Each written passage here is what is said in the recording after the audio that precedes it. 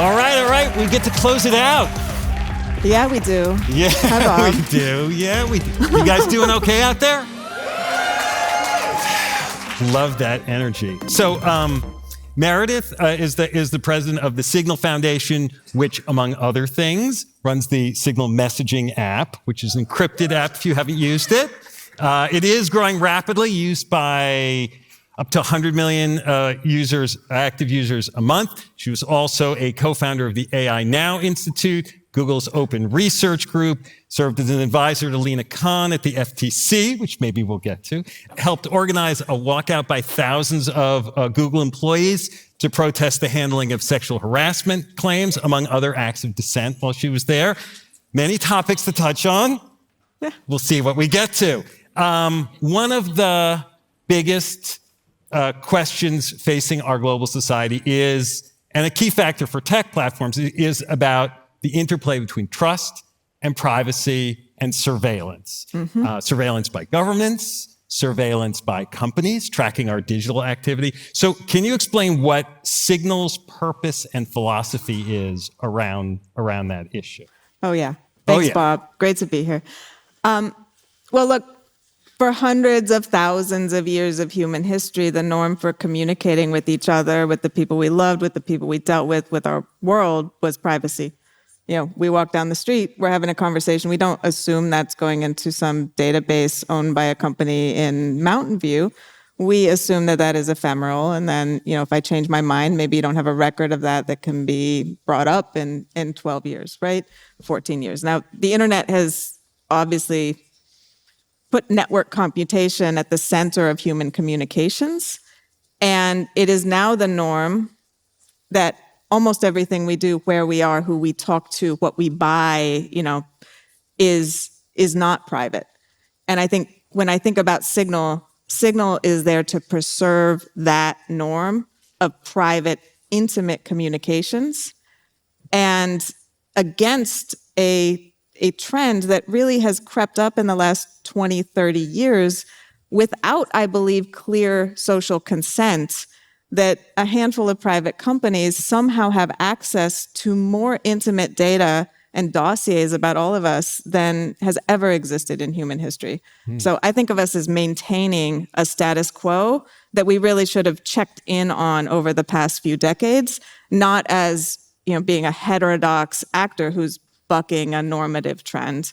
Signal started as kind of an outsider platform, really, like a hacker, you know, sort of a hacker mentality, right? Now it started to attract more mainstream kind of users. And I'm curious how you balance sort of that core community with maybe the broader group you might want to reach.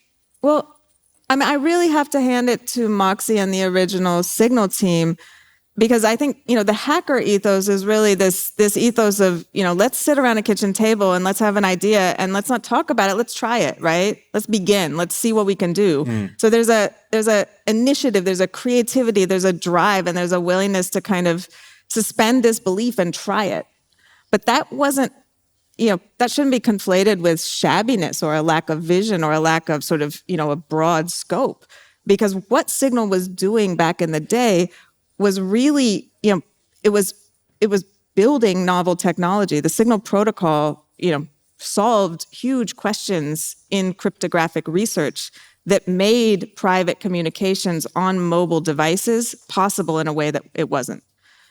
And they insisted, Moxie and the team insisted, that Signal be easy to use, that it be pleasant, that it be clean, that it not look like a command line or some complicated PGP rigmarole, but that we actually were putting the needs of communication and the people who picked up Signal, not because they wanted to be private, but because they wanted to text their dad and say the laundry was done, right? That's the impetus.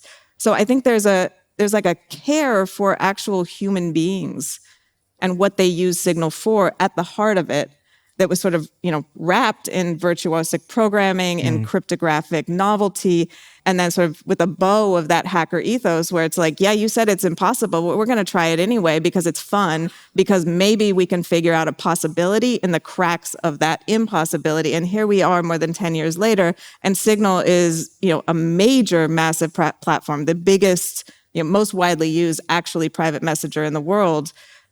with that, that hacker community still being vigilant, still checking our open source code, still, testing the implementation of our cryptographic algorithm to make sure you don't have to trust me. You can actually verify it. It's right there. I mean, one of the things that I struggle with, like, we all want to avoid surveillance, right? We want to have the freedom to do and be and act the way we want. On the other hand, that same freedom can sometimes support more nefarious or, bad actors, dangerous activities. I mean, Signal is a great resource for people who are persecuted in many parts of the world, but it was also used by the organizers of January 6th, right? And so I guess I just think, how do you think about that trade-off between sort of freedom and like bad actors and how the technology might be used? Well, I mean, let's break that down, right? The roads were also used by all of those actors, right? The goods and the bads. Yes. The grocery stores.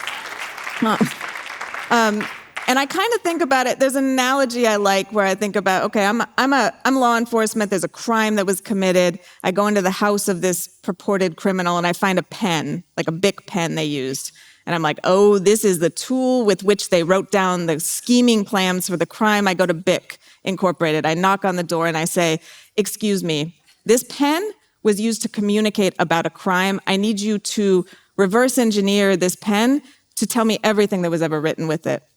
And like the CEO would be like, are you out of your mind? That's not how pens work, right? Go try many of the other surveillance tools in your toolbox, the massive budget that you just got from Eric Adams, whatever it is, do that.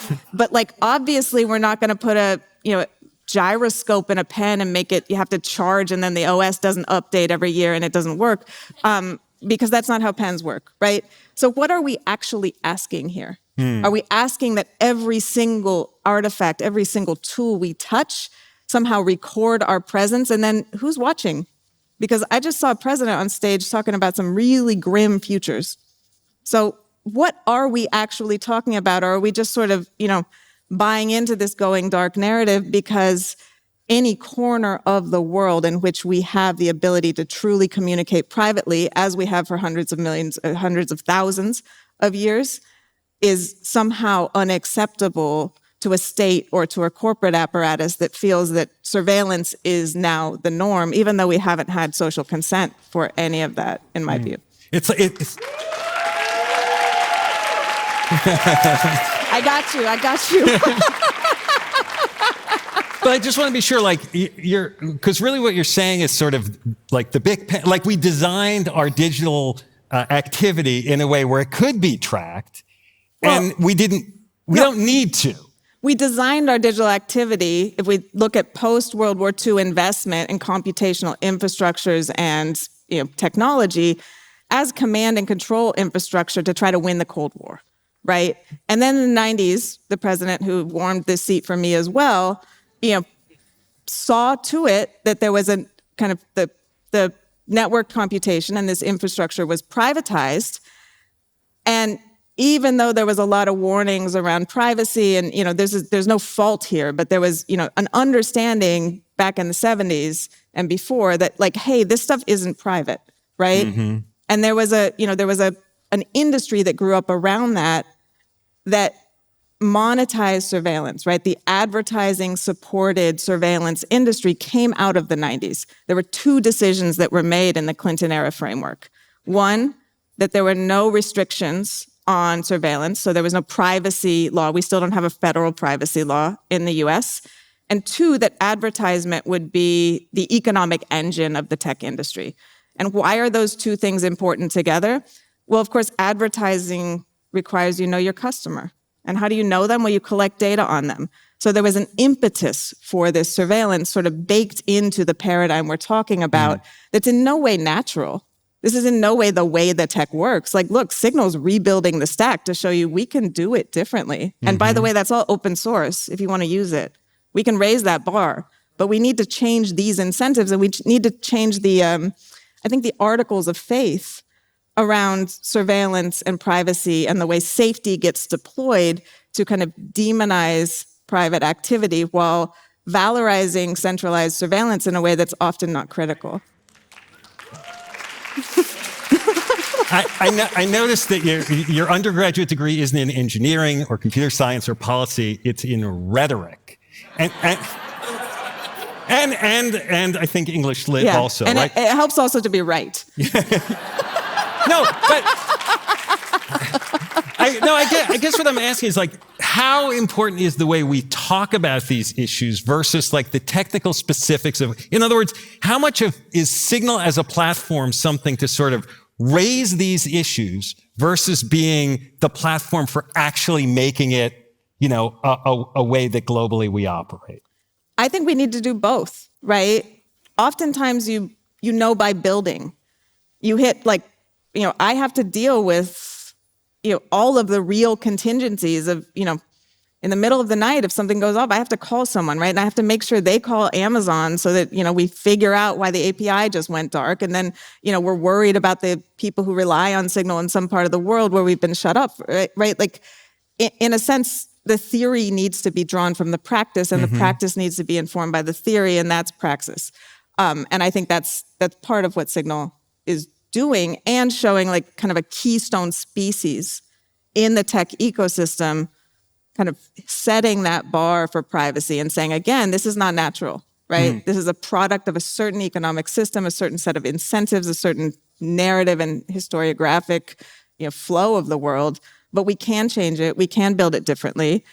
Signal's a nonprofit, and we're a nonprofit because we don't want to be pushed on by those incentives, which so highly prioritize surveillance as the way of garnering revenue, that we don't think that's safe in this ecosystem. But we're also trying to change the ecosystem, right? We don't want to be a single pine tree in the desert. Yes. We want to use my friend Maria and Robin's term, rewild that desert, so a lot of pine trees can grow. But again, we're talking pretty massive change. But again, that hacker ethos says, let's try. I mean, you like, I don't want to say you don't mind or you like, but your experiences, you have poked at a lot of things in different ways where you looked at it and you say like, this just doesn't make sense, or this isn't right. And you have a good career going at Google, and you some people you were like, I don't care. Say it. Yeah. He screwed it up, like I could see a parent saying, oh my gosh, you screwed it up, But for you, it wasn't you screwed it up. It was like, no, this is like, I have to do this, right? Yeah. I mean, I'm a really sincere person, right? Like I am. And I came into Google and I learned tech, like you're good at reading from English literature, so I could read the textbooks and I could learn it. But I didn't know, I was kind of believing it. I was like, okay, well, if this is that, then what about that? But then why doesn't that match this? And putting together my little mind palace. And I also really, I live in a consciousness where I'm very aware I have one life. And ultimately, why not make it big? Why not go to sleep at night in a way where I feel a kind of peace with my own integrity? And that's, for me, that's just like little steps every day. So I don't relish blowing things up. But I do see, if someone's a real friend, they're going to check you if you're messing up. And I felt that as I saw this primitive accumulation phase of tech through the 2000s when I was at Google kind of calcify into these massive monopolies with a kind of power that is unprecedented, I felt the need to check that, right? I felt like I'm on the inside. What would I want to have done if I was looking back at this? And then it wasn't just me. Like there was thousands and thousands of people who were also like, what? This is weird. What are we doing? Wait, why are we building that? Why did we add that silly little feature, right? Like what are OKRs telling us to do? All of that. And I think like everyone has that in them. Like I still have many, many friends at Google across the industry. I love them. And, ultimately there is you can change things small, you can change things big, but there's no one else. Well, Meredith, what I'll say is I love your heart and, Thank you, Bob. and your courage, because I think all of these things that you do, while you make it sound very matter of fact, they're very hard to do, and I appreciate it. And thank you so much for being here. Thank you. Meredith Whittaker, everybody.